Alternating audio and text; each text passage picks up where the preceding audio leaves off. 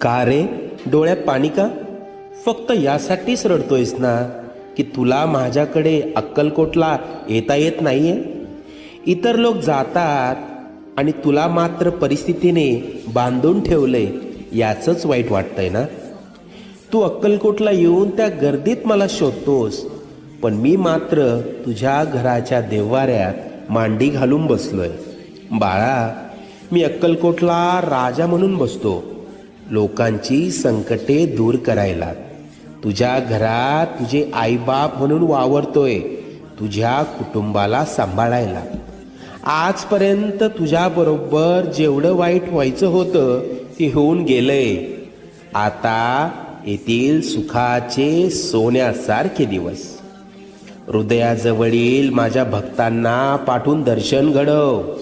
निश्चिंत राहा, सगळं मनासारखं